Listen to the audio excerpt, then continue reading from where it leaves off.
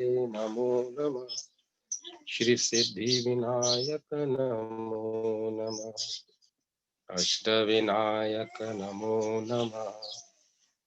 गणपति बाबा मोरया। ओम मंगल मूर्ति मोरया। ओम गणपतये नमो नमः। श्री सिद्धि विनायक नमो नमः। अष्ट विनायक नमो नमः।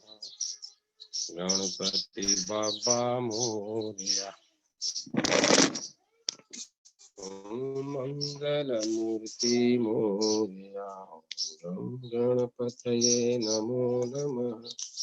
श्री सिद्धि विनायक नमो नमः। अष्ट विनायक नमो नमः। गणपति बाबा मोरया।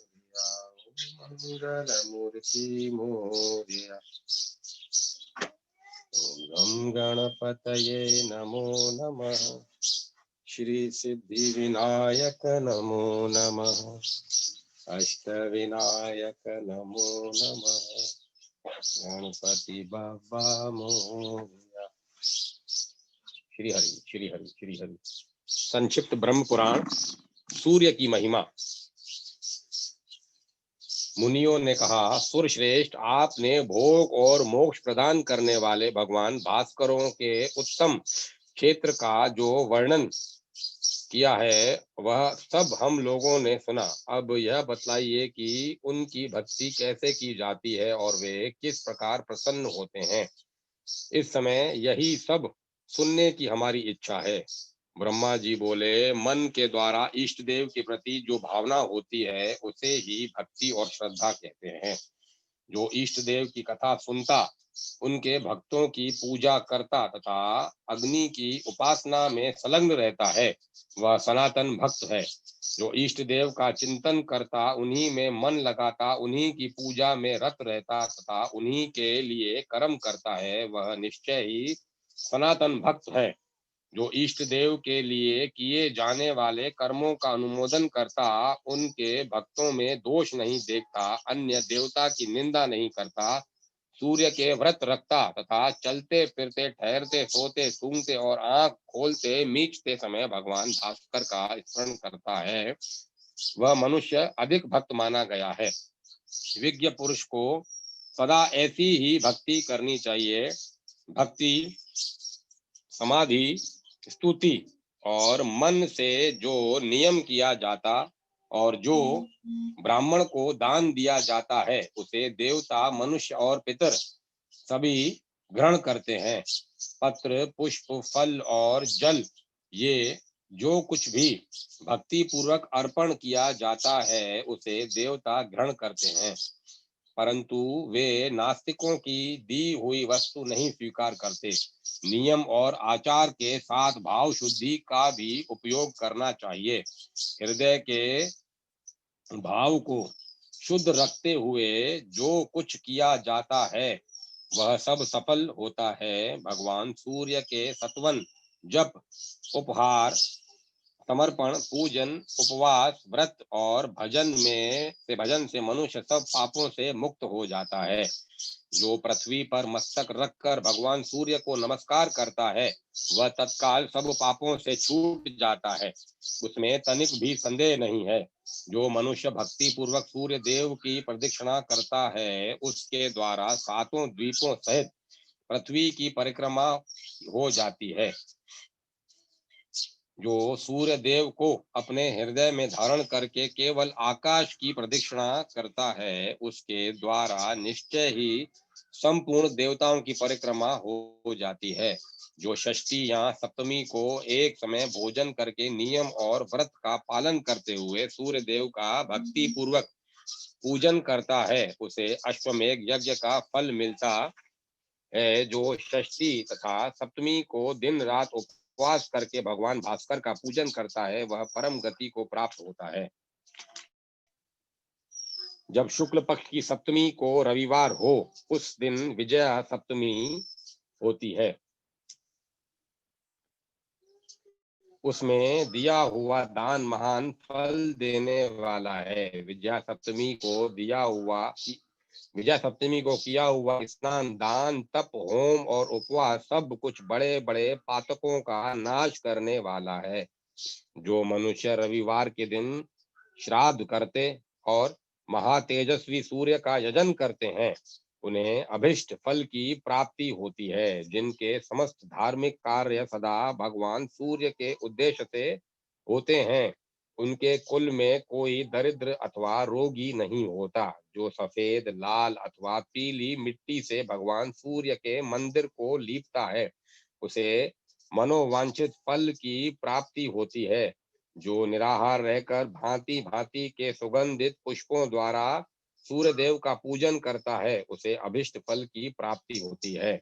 जो घी अथवा तिल के तेल से दीपक जलाकर भगवान सूर्य की पूजा करता है, वह कभी अंधा नहीं होता। दीप दान करने वाला मनुष्य सदा ज्ञान के प्रकाश से प्रकाशित रहता है। जो सदा देव मंदिरों, चौराहों और सड़कों पर दीप दान करता है, वह रूपवान तथा सौभाग्यशाली होता है। दीप की शिखा सदा ऊपर की ओर उठती है, उसकी गति कभी नीचे की ओर नहीं होती। उसी प्रकार दीप दान करने वाला पुरुष भी दिव्य तेज से प्रकाशित होता है। वह कभी त्रिय योनि त्रियग योनि में नहीं पड़ता। जलते हुए दीपक को न कभी चुराए न नष्ट करें। दीप हरता मनुष्य बंधन, नाश, क्रोध एवं तमो में नरक को प्राप्त होता है। उदय काल में प्रतिदिन सूर्य को अर्घ देने से एक ही वर्ष में सिद्धि प्राप्त होती है। सूर्य के उदय से लेकर अस्त तक उसकी ओर मुंह करके खड़ा हो किसी मंत्र अथवा स्तोत्र का जप करना आदित्य व्रत कहलाता है। वह बड़े बड़े पातकों का नाश करने वाला है। सूर्य देव के समय श्रद्धा पूर्वक अर्घ देकर सब कुछ सांगोपांग दान करे, इससे सब पापों से छुटकारा मिल जाता है। अग्नि, जल, आकाश, पवित्र भूमि, प्रतिमा एवं पिंडी प्रतिमा की वेदी में यत्न पूर्वक सूर्य देव को अर्घ्य देना चाहिए। उत्तरायण अथवा दक्षिणायन में सूर्य देव का विशेष रूप से पूजन करके मनुष्य सब पापों से मुक्त हो जाता है। इस प्रकार जो मानव प्रत्येक वेला में अथवा कवेला कुवेला में भी भक्ति पूर्वक श्री सूर्य देव का पूजन करता है, वह उन्हीं के लोक में प्रतिष्ठित होता है। जो तीर्थों में पवित्र हो, भगवान सूर्य को स्नान कराने के लिए एकाग्र पूर्वक जल भरकर लाता है, वह परम गति को प्राप्त होता है। छत्र, ध्वजा, चंदोवा, पताका एवं चवर आदि वस्तुएं सूर्य देव को श्रद्धा पूर्वक समर्पित करके मनुष्य अभिष्ट गति को प्राप्त होता है। मनुष्य जो जो पदार्थ भगवान सूर्य को भक्ति पूर्वक अर्पित करता है, उसे वे लाख गुना करके उस पुरुष को देते हैं। भगवान सूर्य की कृपा से मानसिक, वाचिक तथा शारीरिक समस्त पाप नष्ट हो जाते हैं। सूर्य देव के एक दिन के पूजन से भी जो फल प्राप्त होता है, वह शास्त्रोक्त दक्षिणा से युक्त सैकड़ों यज्ञों के अनुष्ठान से भी नहीं मिलता। मुनियों ने कहा, जगतपते भगवान सूर्य का यह अद्भुत महात्म्य हमने सुन लिया। अब पुनः हम जो कुछ पूछते हैं उसे बतलाइए। गृहस्थ, ब्रह्मचारी, वानप्रस्थ और सन्यासी जो भी मोक्ष प्राप्त करना चाहें, उसे किस देवता का पूजन करना चाहिए? कैसे उसे अक्षय स्वर्ग की प्राप्ति होगी? किस उपाय से वह उत्तम मोक्ष का भागी होगा? तथा वह किस साधन का अनुष्ठान करे जिससे स्वर्ग में जाने पर उसे पुनः नीचे न गिरना पड़े? ब्रह्मा जी बोले, द्विजवरों, भगवान सूर्य उदय होते ही अपनी किरणों से संसार का अंधकार दूर कर देते हैं। अतः उनसे बढ़कर दूसरा कोई देवता नहीं है। वे आदि अंत से रहित सनातन पुरुष एवं अविनाशी हैं तथा अपनी किरणों से प्रचंड रूप धारण कर तीनों लोकों को ताप देते हैं। संपूर्ण देवता उन्हीं के स्वरूप हैं। ये तपने वालों में श्रेष्ठ, संपूर्ण जगत के स्वामी, साक्षी तथा पालक हैं। ये ही बारंबार जीवों की सृष्टि एवं और संहार करते हैं। तथा ये ही अपनी किरणों से प्रकाशित होते, तपते और वर्षा करते हैं। ये धाता विधाता संपूर्ण भूतों के आदि कारण और सब जीवों को उत्पन्न करने वाले हैं। ये कभी क्षीण नहीं होते। इनका मंडल सदा अक्षय बना रहता है। ये पितरों के भी पिता और देवताओं के भी देवता हैं। इनका स्थान ध्रुव माना गया है, जहां से फिर नीचे नहीं गिरना पड़ता। सृष्टि के समय संपूर्ण जगत सूर्य से ही उत्पन्न होता है, और प्रलय के समय अत्यंत तेजस्वी भगवान भास्कर में ही उसका लय होता है। असंख्य योगी जन अपने कलेवर का परित्याग करके वायु स्वरूप हो तेजो राशि भगवान सूर्य में ही प्रवेश करते हैं। राजा जनक आदि गृहस्थ योगी, वालखिल्य आदि ब्रह्माविद महर्षि, व्यास आदि वानप्रस्थ ऋषि तथा कितने ही सन्यासी योग का आश्रय ले सूर्य मंडल में प्रवेश कर चुके हैं। व्यास पुत्र श्रीमान सुखदेव जी भी योग धर्म प्राप्त करने के अनंतर सूर्य की किरणों में पहुंचकर ही मोक्ष पद में स्थित हुए। इसीलिए आप सब लोग सदा भगवान सूर्य की आराधना करें, क्योंकि वे संपूर्ण जगत के माता पिता और गुरु हैं। अव्यक्त परमात्मा समस्त प्रजापतियों और नाना प्रकार की प्रजाओं की सृष्टि करने करके अपने को 12 12 रूपों में विभक्त करके आदित्य रूप से प्रकट होते हैं। इंद्र, धाता, परंजन्य, त्वचा, पूषा, आर्यमा, भग, विवश्वास विवश्वास विश्वस विवस्वान, विष्णु, अंशुमान, वरुण और मित्र, इन 12 मूर्तियों द्वारा परमात्मा सूर्य ने संपूर्ण जगत को व्याप्त कर रखा है। भगवान आदित्य की जो प्रथम मूर्ति है, उसका नाम इंद्र है। वह देवराज के पद पर प्रतिष्ठित है। वह देव शत्रुओं का नाश करने वाली मूर्ति है। भगवान के दूसरे विग्रह का नाम धाता है, जो प्रजापति के पद पर स्थित हो नाना प्रकार के प्रजा वर्ग की सृष्टि करते हैं। सूर्य देव की तीसरी मूर्ति परंजन्य परजन्य के नाम से विख्यात है, जो बादलों में स्थित हो अपनी किरणों द्वारा वर्षा करती है। उनके चतुर्थ विग्रह को त्वष्टा कहते हैं। त्वष्टा संपूर्ण वनस्पतियों और औषधियों में स्थित रहते हैं। उनकी पांचवी मूर्ति पुषा के नाम से प्रसिद्ध है, जो अन्न में स्थित हो सर्वदा प्रजाजनों की पुष्टि करती है। सूर्य की जो छठी मूर्ति है, उसका नाम अर्यमा बताया गया है। वह वायु के सहारे संपूर्ण देवताओं में स्थित रहती है। भानु का सातवां विग्रह भग के नाम से विख्यात है। वह ऐश्वर्य तथा देहधारियों के शरीर में स्थित होता है। सूर्य देव की आठवीं मूर्ति विवस्वान कहलाती है। वह अग्नि में स्थित हो जीवों के खाए हुए अन्न को पचाती है। उनकी नवीं मूर्ति विष्णु के नाम से विख्यात है, जो सदा देव शत्रुओं का नाश करने के लिए अवतार लेती है।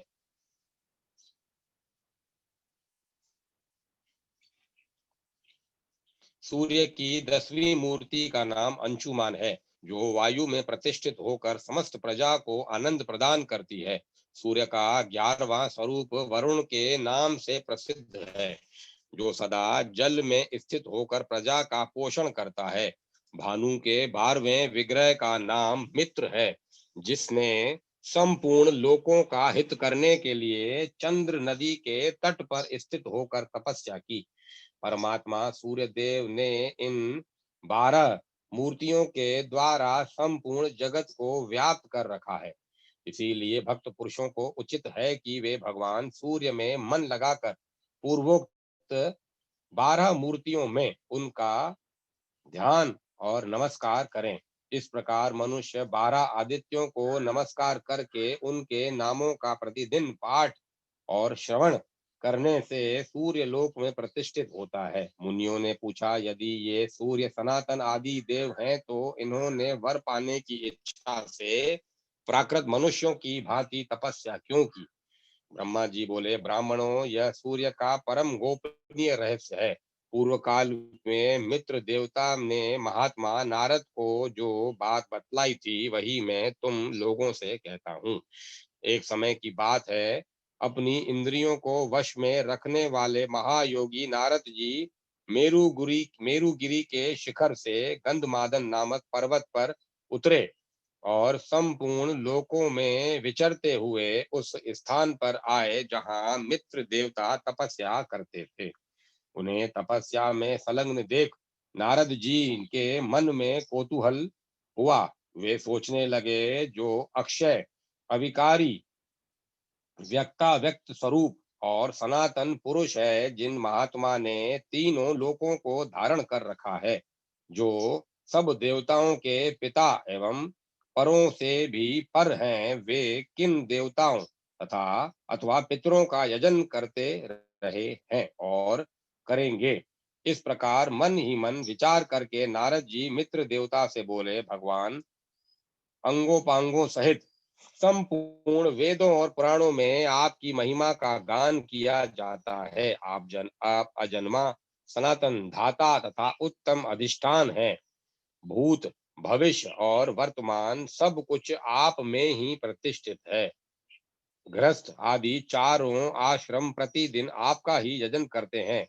आप ही सबके पिता माता और सनातन देवता हैं। फिर भी आप किस देवता अथवा पितृ की आराधना करते हैं, यह हमारी समझ में नहीं आता। मित्र ने कहा, ब्राह्मण, यह परम गोपनीय सनातन रहस्य कहने योग्य तो नहीं है, परंतु आप भक्त हैं, इसीलिए आपके सामने मैं आपका यथावत वर्णन करता हूँ।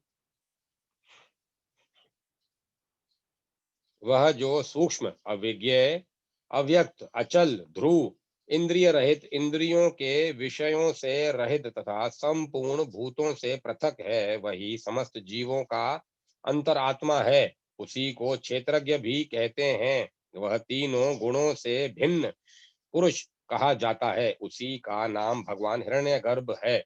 वह संपूर्ण विश्व का आत्मा, श्रव, संहारकारी और अक्षर अविनाशी माना गया है। उसने इस एकात्मक त्रिलोकी को अपने आत्मा के द्वारा धारण कर रखा है। वह स्वयं शरीर से रहित है, किंतु समस्त शरीरों में निवास करता है। शरीर में रहते हुए भी वह उसके कर्मों से लिप्त नहीं होता। वह मेरा, तुम्हारा तथा अन्य जितने भी देहधारी हैं, उनका भी आत्मा है, सबका साक्षी है। कोई भी उसका ग्रहण नहीं कर सकता। वह सगुण निर्गुण विश्व रूप तथा ज्ञान गम्य माना गया है। उसके सब और हाथ पैर हैं, सब और नेत्र सिर और मुख हैं तथा सब और कान हैं। वह संसार में सबको व्याप्त करके स्थित है।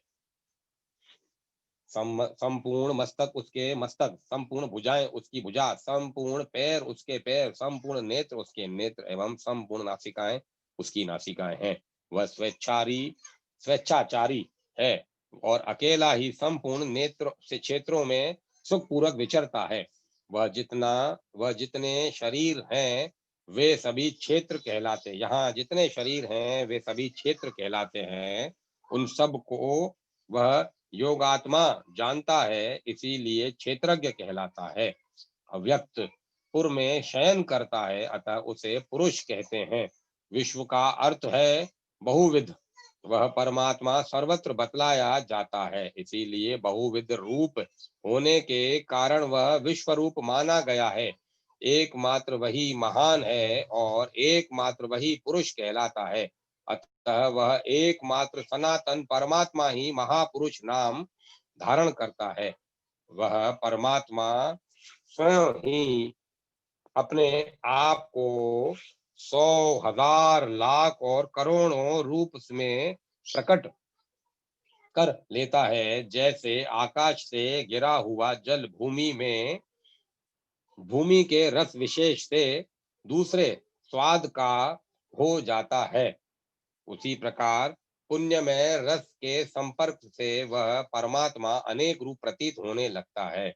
जैसे एक ही वायु समस्त शरीर में पांचों रूपों में स्थित है, उसी प्रकार आत्मा की भी एकता और अनेकता मानी गई है।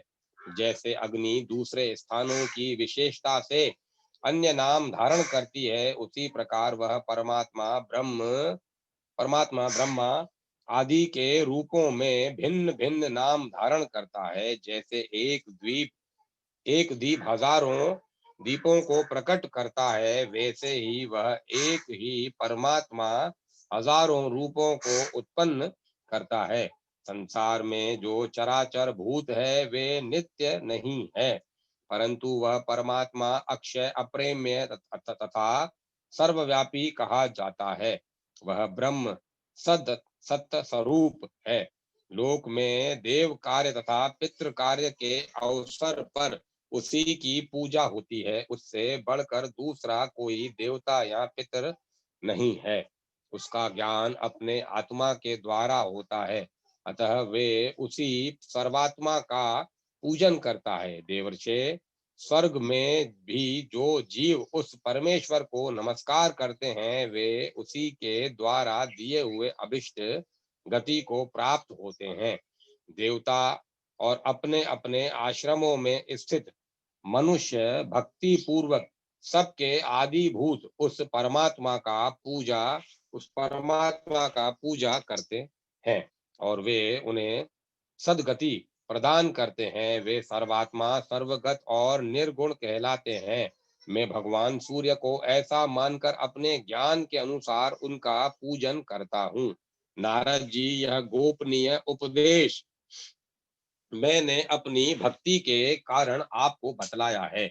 आपने भी इस उत्तम रहस्य को भली भांति समझ लिया। देवता, मुनि और पुराण सभी उस परमात्मा को वरदायक मानते हैं और उसी भाव से सब लोग भगवान दिवाकर का पूजन करते हैं। ब्रह्मा जी कहते हैं, इस प्रकार मित्र देवता ने पूर्व काल में नारद जी को यह उपदेश दिया था। भानु के उपदेश को मैंने भी आप लोगों से कह सुनाया। जो सूर्य भक्त न हो उसे इसका उपदेश नहीं देना चाहिए।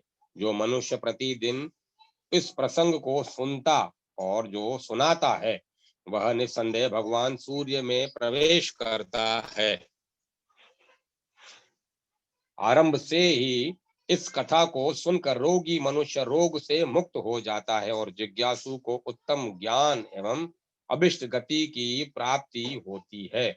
मुनियों, जो इसका पाठ करता है वह जिस जिस वस्तु की कामना करता है उसे निश्चय ही प्राप्त कर लेता है। सूर्य की महिमा तथा अदिति के गर्भ से उनके अवतार का वर्णन। ब्रह्मा जी कहते हैं, भगवान सूर्य सबके आत्मा, संपूर्ण लोकों के ईश्वर, देवताओं के भी देवता और प्रजापति हैं। वे ही तीनों लोकों की जड़ हैं, परम देवता हैं। अग्नि में विधि पूर्वक डाली हुई आहुति सूर्य के पास ही पहुंचती है। सूर्य से वृष्टि होती, वृष्टि से अन्न पैदा होता और अन्न से प्रजा जीवन निर्वाह करती है। क्षण, मुहूर्त, दिन, रात, पक्ष, मास, संवत्सर, ऋतु और युग, इनकी काल संख्या सूर्य के बिना नहीं हो सकती। काल का ज्ञान हुए बिना न कोई नियम चल सकता है और न अग्निहोत्र आदि ही हो सकते हैं। सूर्य के बिना ऋतुओं का विभाग भी नहीं होगा और उसके बिना वृक्षों में फल और फूल कैसे लग सकते हैं, खेती कैसे पक सकती है और नाना प्रकार के अन्न कैसे उत्पन्न हो सकते हैं। उस दशा में स्वर्गलोक तथा भूलोक में जीवों के व्यवहार का भी लोप हो जाएगा। आदित्य, सविता, सूर्य, मिहिर, अर्क, प्रभाकर, मार्तंड, भास्कर, भानु, चित्रभानु, दिवाकर तथा रवि, इन 12 सामान्य नामों के द्वारा भगवान सूर्य का ही बोध होता है। विष्णु, धाता, भग, कुशा, मित्र, इंद्र, वरुण, अर्यमा, विवस्वान, आयुष्मान, त्वष्टा तथा पर्जन्य ये 12 सूर्य पृथक पृथक माने गए हैं। चैत्र मास में विष्णु, वैशाख में अर्यमा, ज्येष्ठ में विवस्वान, आषाढ़ में आयुष्मान, अंशुमान, श्रावण में पर्जन्य, भादो में वरुण, अश्विन में इंद्र, कार्तिक में धाता, अघन में मित्र, पोष में पुषा, माघ में भग और फाल्गुन में त्वष्टा नामक सूर्य तपते हैं। इस प्रकार यहाँ एक ही सूर्य के 24 नाम बताए गए हैं। इनके अतिरिक्त और भी हजारों नाम विस्तार पूर्वक कहे गए हैं। मुनियों ने पूछा, प्रजापते, जो 1000 नामों के द्वारा भगवान सूर्य की स्तुति करते हैं, उन्हें क्या पुण्य होता है तथा उनकी कैसी गति होती है? ब्रह्मा जी बोले, मुनिवरों, मैं भगवान सूर्य का कल्याण में सनातन स्तोत्र कहता हूँ, जो सब स्तुतियों का सारभूत है। उसका पाठ करने वाले को सहस्त्र नामों की आवश्यकता नहीं रह जाती। भगवान भास्कर के जो पवित्र, शुभ एवं गोपनीय नाम है, उन्हीं का वर्णन करता हूँ, सुनो।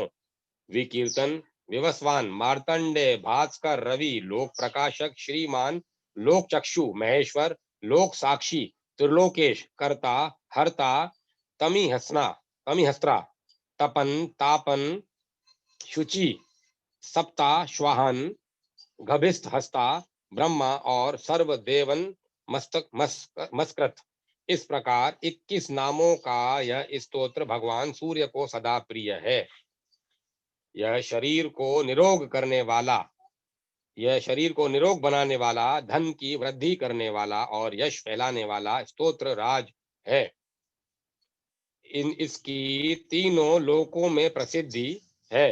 द्विजवरों, जो सूर्य के उदय और अस्त काल में दोनों संध्याओं के समय इस स्तोत्र के द्वारा भगवान सूर्य की स्तुति करता है, वह सब पापों से मुक्त हो जाता है।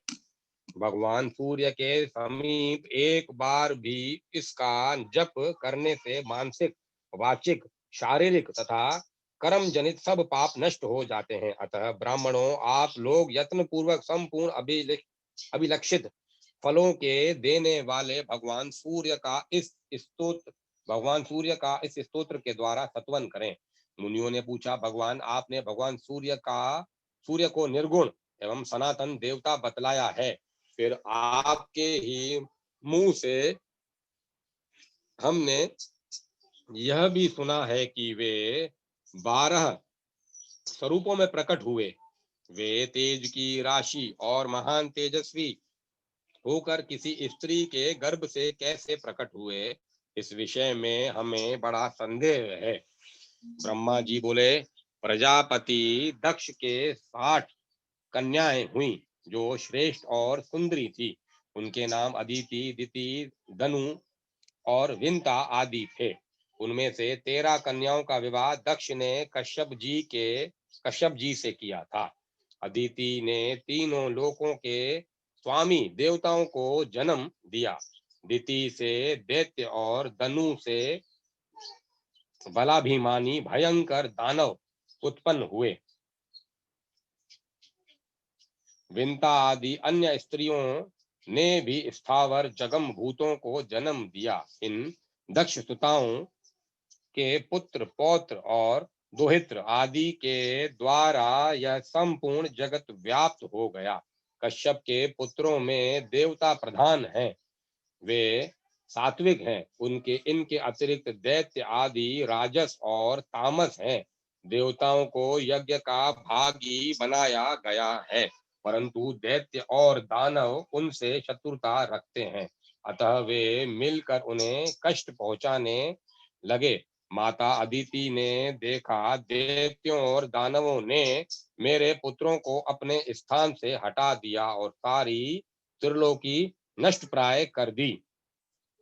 तब उन्होंने भगवान सूर्य की आराधना के लिए महान यत्न किया।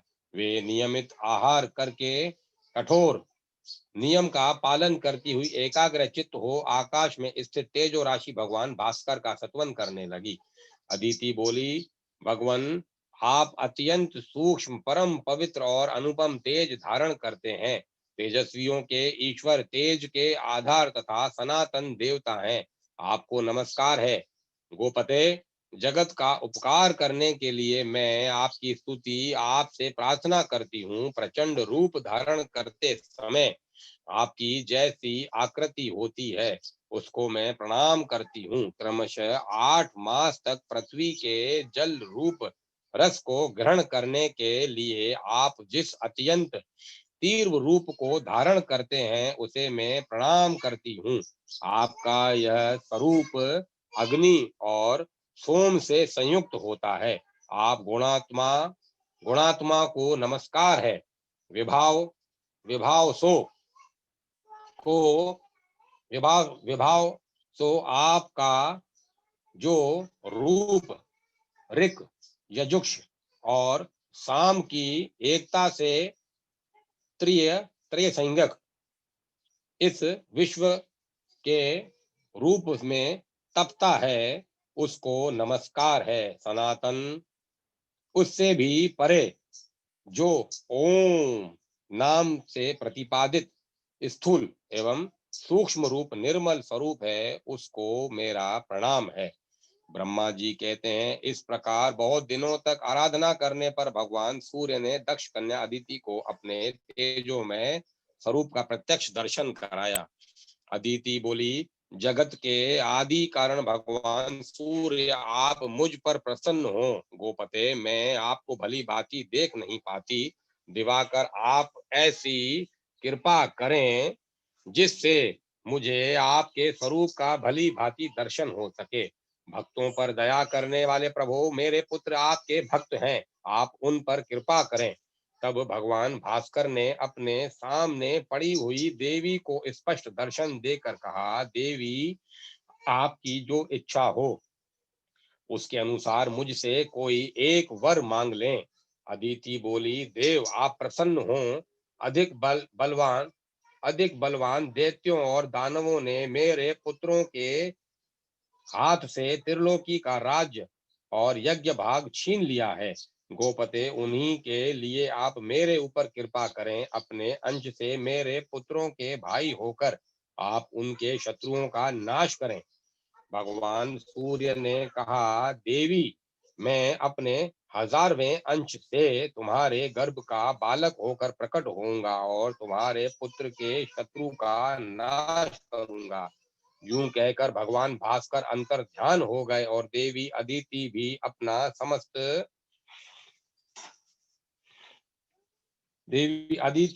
अपना समस्त मनोरथ सिद्ध हो जाने के कारण तपस्या से निवृत्त हो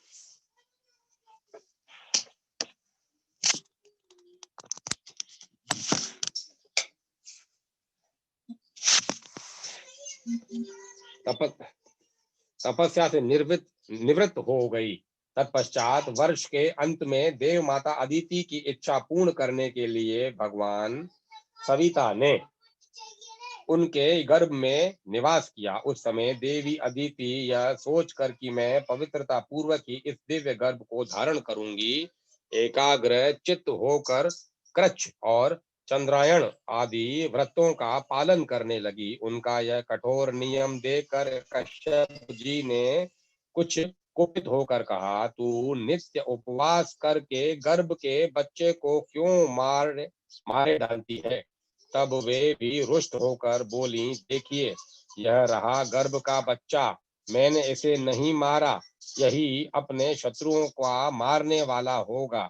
यूं कहकर देव माता ने उसी समय उस गर्भ का प्रसव किया।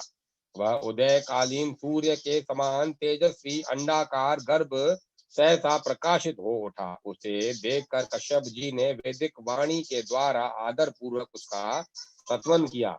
स्तुति करने पर उस गर्भ से बालक प्रकट हो गया। उसके श्री अंगों की आभा पद्मपत्र के समान श्याम थी। उसका तेज संपूर्ण दिशाओं में व्याप्त हो गया। उसी समय अंतरिक्ष से कश्यप मुनि को संबोधित करके सजल मेघ के समान गंभीर स्वर से आकाशवाणी हुई। मुने, तुमने अदिति से कहा था, त्वया मारितम अंडम, तूने गर्भ के बच्चे को मार डाला, इसीलिए तुम्हारा यह पुत्र मार्तंडे के नाम से मार्तंड मार्तंड के नाम से विख्यात होगा। और यज्ञ भाग का अपहरण करने वाले अपने शत्रु भूत असुरों का संहार करेगा।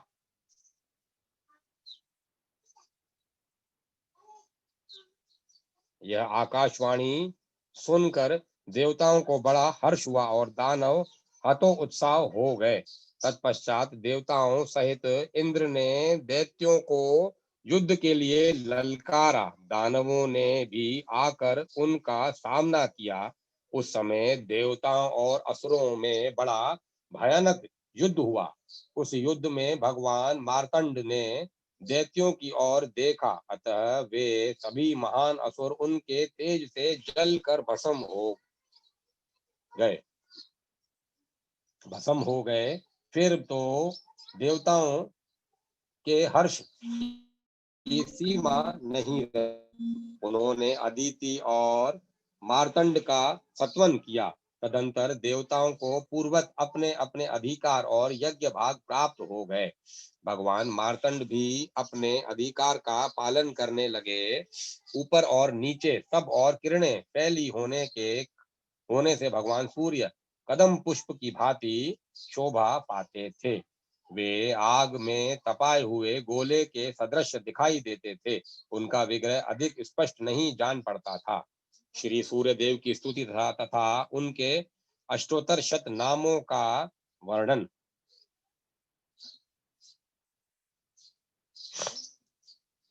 मुनियों ने कहा, भगवान आप पुनः हमें सूर्य देव संबंध रखने वाली कथा सुनाइए।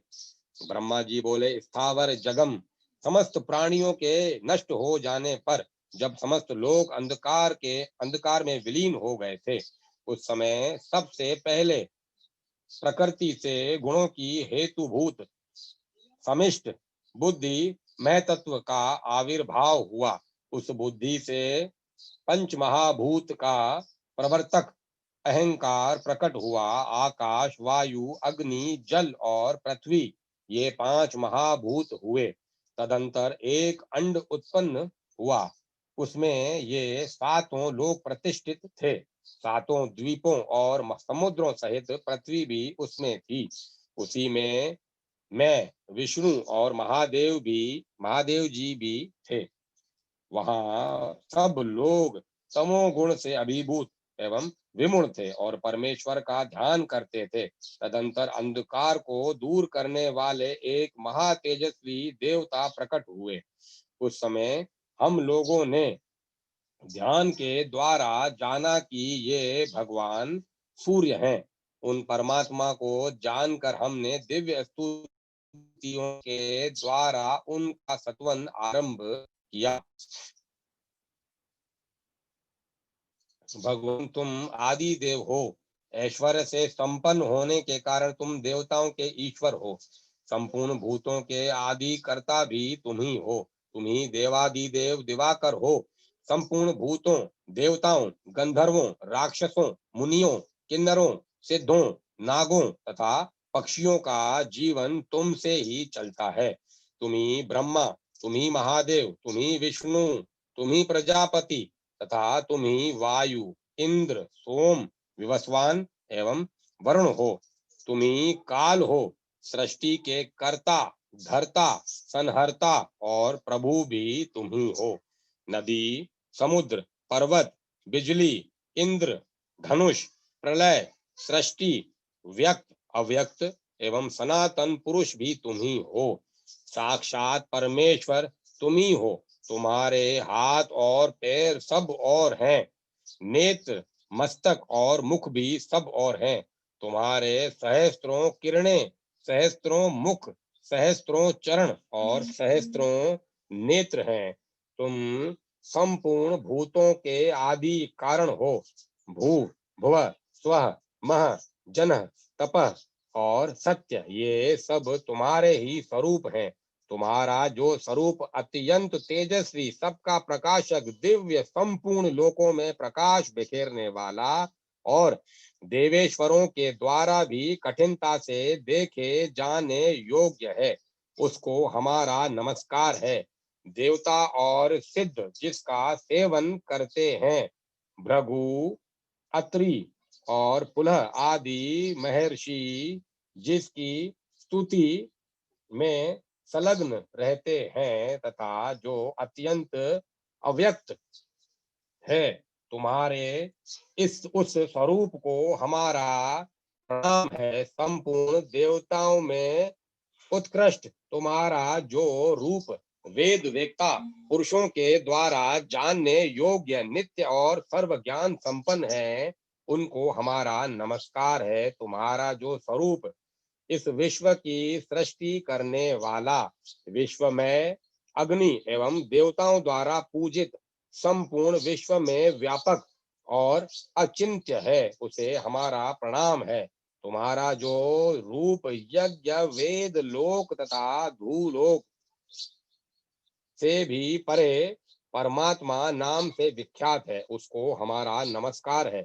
जो अविज्ञेय, अलक्ष्य, अचिंत्य, अव्यय, अनादि और अनंत है, आपके उस स्वरूप को हमारा प्रणाम है। प्रभो, तुम कारण के भी कारण हो, तुमको बारंबार नमस्कार है।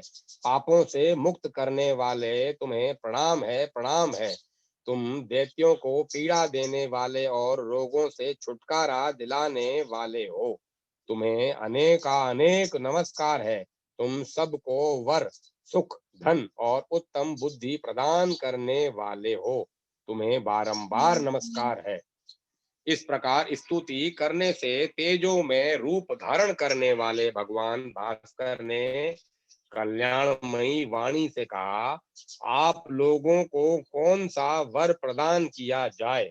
देवताओं ने कहा, प्रभु, आपका रूप अत्यंत तेजोमय है, उसका ताप कोई सह नहीं सकता, अतः जगत के हित के लिए यह सबके सहने योग्य हो जाए।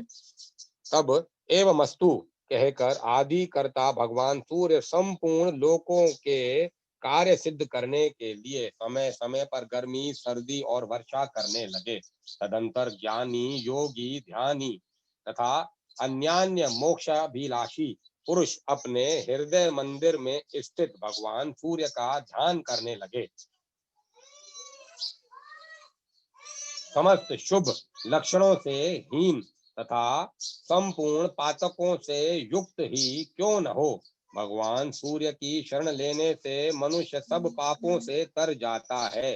अग्निहोत्र, वेद तथा अधिक दक्षिणा वाले यज्ञ भगवान सूर्य की भांति, भगवान सूर्य की भक्ति एवं नमस्कार की 16वीं कला के बराबर भी नहीं हो सकती।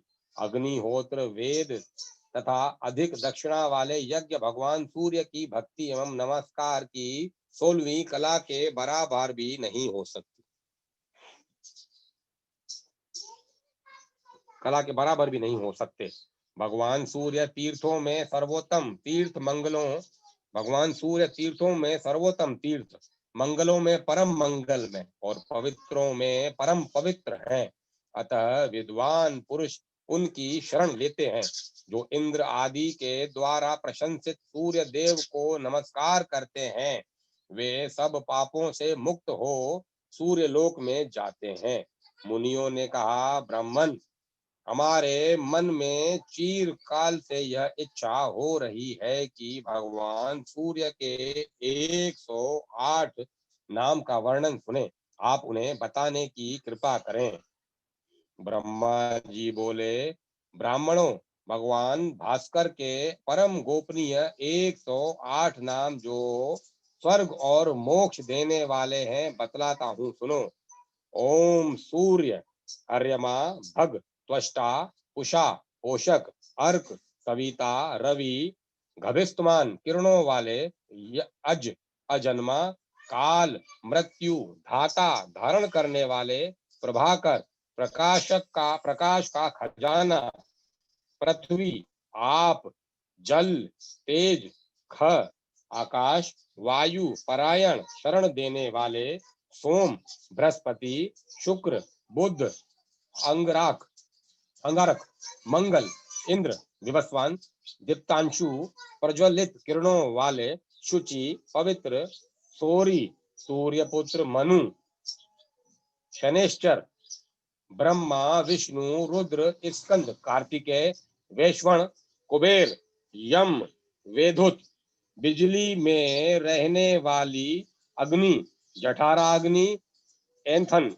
ऐंधन, ईंधन में रहने वाली अग्नि, तेजपति, धर्मध्वज, वेदकर्ता, वेदांग, वेदवाहन, कृत, सत्य, युग, त्रेता, द्वापर, कली, सर्वा, परमाश्रय, कला, काष्ठा, मुहूर्त, शपा, रात्रि, याम, पहर, क्षण, संवत्सर, अश्वत्थ, कालचक्र, विभावसु, अग्नि, पुरुष, शाश्वत, योगी, व्यक्ताव्यक्त, सनातन, कालाध्यक्ष, कालाध्यक्ष, प्रजाध्यक्ष, विश्वकर्मा, तमोनुद, अंधकार को भगाने वाले, वरुण, सागर, अंश, जीमुत, मेघ, जीवन, अरिहा, शत्रुओं का नाश करने वाले, भूताश्रय, भूतपति, सर्वलोक नमस्कृत, सृष्टा, संवर्तक, प्रलयकालीन, अग्नि, सर्वाधि, अलोलूप, निर्लोभ, अनंत, कपिल, भानु, कामद, कामनाओं को पूर्ण करने वाले, सर्वतोमुख, सब और मुख वाले, जय, विशाल, वृद्ध, सर्वभूत निषेवित, निषेवित, मन, संपूर्ण, गरुड़, भूतादि, शीघ्र, शीघ्र चलने वाले, प्राण धारक, धनवंतरी, धूमकेतु, आदि देव, आदित्य पुत्र, द्वादशात्मा, 12 स्वरूपों वाले, रवि, दक्ष, पिता, माता, पितामह, स्वर्ग द्वार, प्रजा द्वार, मोक्ष द्वार, त्रिविष्टप, स्वर्ग, देवहर्ता, देहकर्ता, प्रशंसात्मा, आत्मा, प्रशंसात्मा, विश्वात्मा, विश्वतोमुख, चराचरात्मा, सूक्ष्मात्मा, मैत्रे तथा करुणाविंत, दयालु, ये अमित तेजस्वी एवं कीर्तन करने योग्य भगवान सूर्य के 108 सुंदर नाम मैंने बताए हैं। जो मनुष्य देव श्रेष्ठ भगवान सूर्य के इस स्तोत्र का शुद्ध एवं एकाग्र चित्त से कीर्तन करता है, वह शोक रूपी दावानल के समुद्र से मुक्त हो जाता है और मनोवांछित भोगों को प्राप्त कर लेता है। पार्वती देवी की तपस्या, वरदान प्राप्ति तथा उनके द्वारा ग्रह के मुख से ब्राह्मण बालक का उद्धार। मुनियों ने पूछा, प्रभो, दक्ष कन्या सती ने क्रोधवश पूर्व शरीर का परित्याग करके फिर गिरिराज हिमालय के घर में कैसे जन्म लिया? महादेव जी के साथ उनका संयोग कैसे हुआ तथा उस दंपत्ति में वार्तालाप किस प्रकार हुआ? ब्रह्मा जी बोले, मुनिवरों, पार्वती और महादेव जी की पवित्र कथा पापों का नाश करने वाली और संपूर्ण कामनाओं को देने वाली है। उसे कहता हूँ, सुनो। एक समय की बात है, महर्षि कश्यप हिमवान के घर पर पधारे। उस समय हिमवान ने पूछा, मुने, किस उपाय से मुझे अक्षय लोक प्राप्त होंगे? मेरी अधिक प्रसिद्धि होगी और सत्पुरुषों में मैं पूजनीय समझा जाऊंगा। कश्यप जी ने कहा, महाबाहो, उत्तम संतान होने से यह सब कुछ प्राप्त हो जाता है। ब्रह्मा और ऋषि सहित मेरी प्रसिद्धि को केवल संतान के ही कारण है। अतः गिरिराज, तुम घोर तपस्या करके गुणवान संतान श्रेष्ठ कन्या उत्पन्न करो। ब्रह्मा जी कहते हैं, कश्यप जी के ये यूं कहने पर गिरिराज हिमालय ने नियम में स्थित होकर ऐसी तपस्या की जिसकी कहीं तुलना नहीं है। उस तपस्या से मुझे बड़ा संतोष हुआ। तब मैंने उनके पास जाकर कहा, उत्तम व्रत के पालन करने वाले गिरिराज, अब मैं तुम्हारी इस तपस्या से संतुष्ट हूँ, तुम इच्छा अनुसार वर मांगो। हिमालय ने कहा, भगवन, मैं सब गुणों से सुशोभित संतान चाहता हूँ। यदि आप मुझ पर संतुष्ट हो तो ऐसा ही वर दीजिए।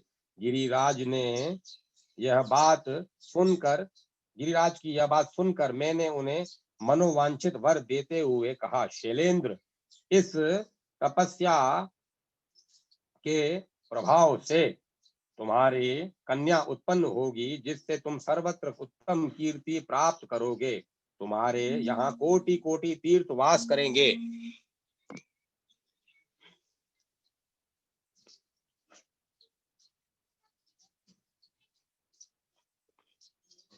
इस तपस्या के प्रभाव से तुम्हारे कन्या उत्पन्न होगी, जिससे तुम सर्वत्र उत्तम कीर्ति प्राप्त करोगे। तुम्हारे यहाँ कोटि कोटि तीर्थ वास करेंगे।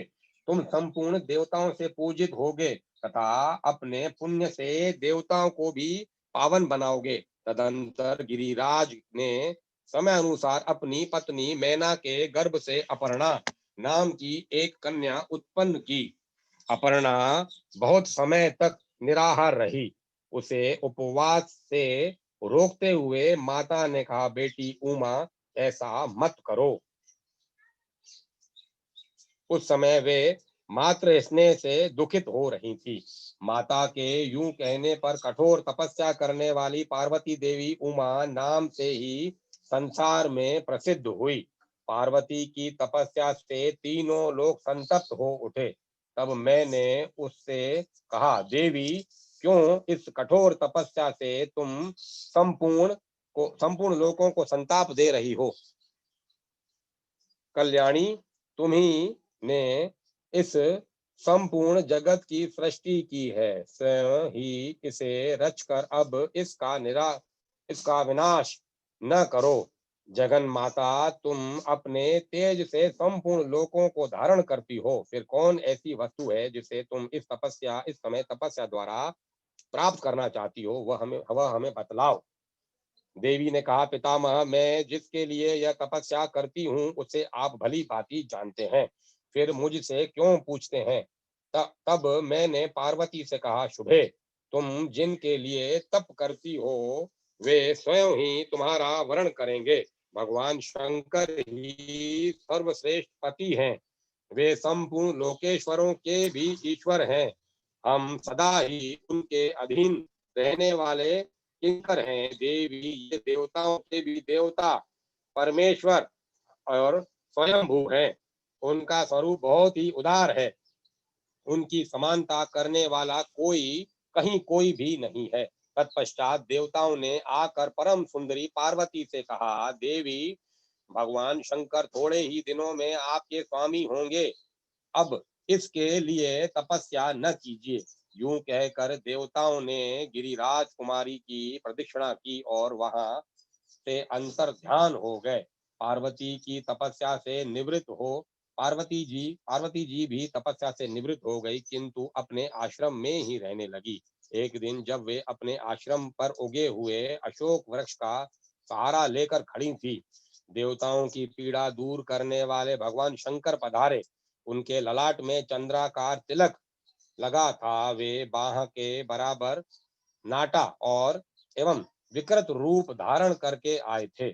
उनकी नाक कटी हुई थी, कुबड़ निकला हुआ था और पुष्पों का अंतिम भाग पीला पड़ गया था। केशों का अंतिम भाग पीला पड़ गया था। उनके मुख की आकृति भी बिगड़ी हुई थी। उन्होंने पार्वती से कहा, देवी, मैं तुम्हारा वरण करता हूँ। उमा योग सिद्ध हो गई थी। आंतरिक भाव की शुद्धि से उनका अंतःकरण शुद्ध हो गया था। वे समझ गईं कि साक्षात भगवान शंकर पधारे हैं। तब उनकी कृपा प्राप्त करने की इच्छा से पार्वती जी ने अर्घपाद और मधु पर्क के द्वारा उनका पूजन करके कहा, भगवान मैं स्वतंत्र नहीं हूँ, घर में मेरे पिता मालिक हैं, वे ही मुझे देने में समर्थ हैं, मैं तो उनकी कन्या हूँ। यह सुनकर देवादिदेव भगवान शंकर ने उस विकृत रूप में ही गिरिराज हिमालय के पास जाकर कहा, शैलेंद्र मुझे अपनी कन्या दीजिए। उस विकृत वेश में अविनाशी रुद्र को ही आया जान गिरिराज को शाप से भय हुआ। उन्होंने उदास होकर कहा, भगवान भगवान ब्राह्मण इस पृथ्वी के देवता हैं, मैं उनका अनादर नहीं करता, किंतु मेरे मन में पहले से जो कामना थी उसे सुनिए।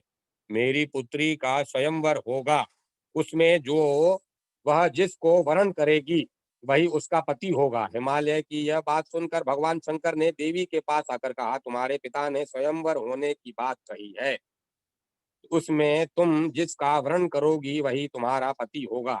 उस समय किसी रूपवान को छोड़कर तुम मुझ जैसे अयोग्य का वरण कैसे करोगी।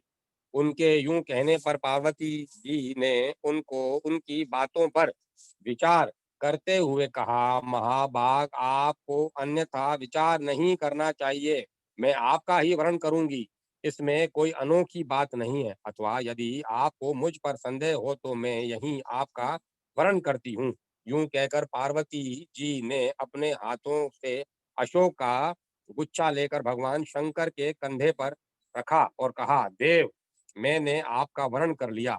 भगवती पार्वती के इस प्रकार वर्ण करने पर भगवान शंकर ने उस अशोक वृक्ष को अपनी वाणी से सजीव करते हुए कहा, अशोक तुम्हारे परम पवित्र गुच्छे से मेरा वर्ण हुआ है, इसीलिए तुम जरावस्था से रहित और अमर रहोगे। तुम जैसा चाहोगे वैसा रूप धारण कर सकोगे, तुम में इच्छा अनुसार फूल लगेंगे, तुम सब कामनाओं को देने वाले सब प्रकार के आभूषण रूप फूल और फलों के से संपन्न एवं मेरे अत्यंत प्रिय होगे।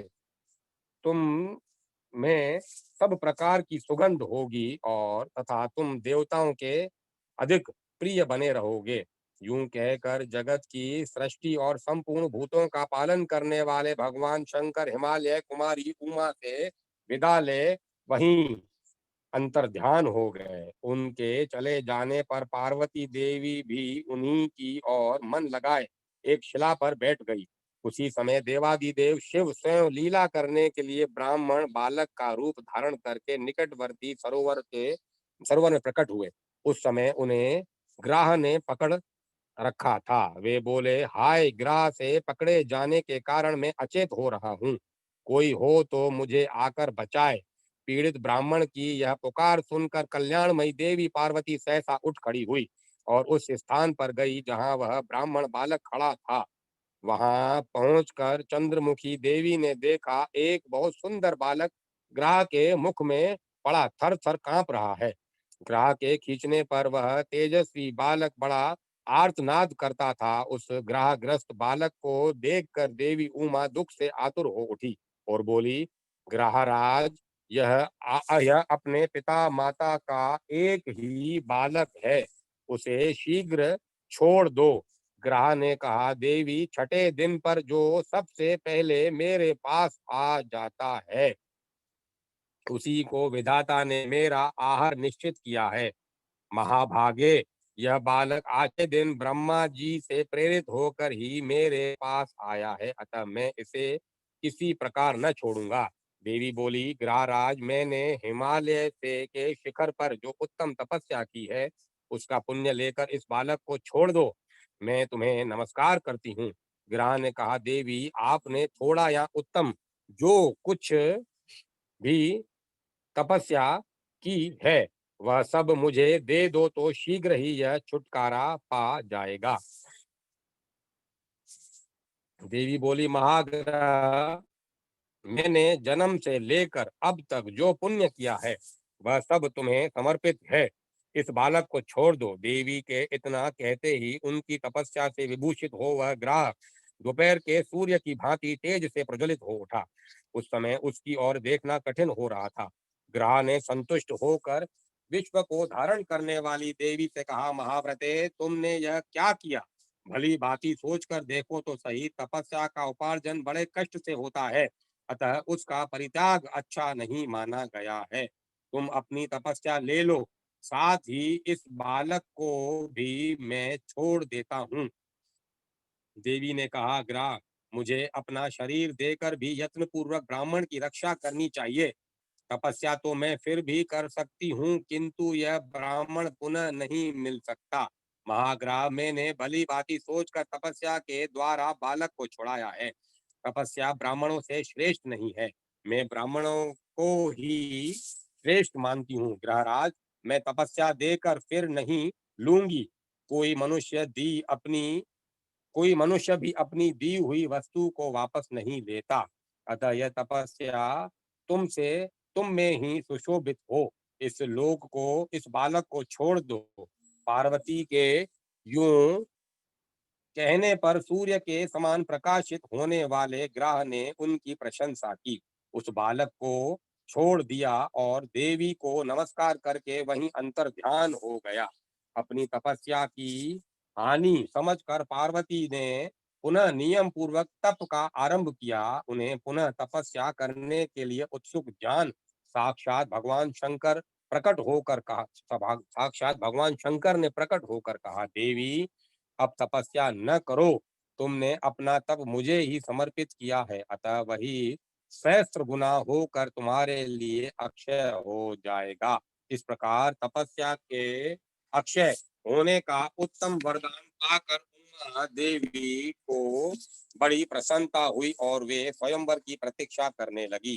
पार्वती जी का स्वयंवर और महादेव जी के साथ उनका विवाह। अब मैं कथा को यहीं विराम देता हूँ। कल माता जी और प्रभु का स्वयंवर और विवाह की कथा का आनंद लेंगे। ओम ओम ओम ओम ओम ओम नमो भगवते वासुदेवाय।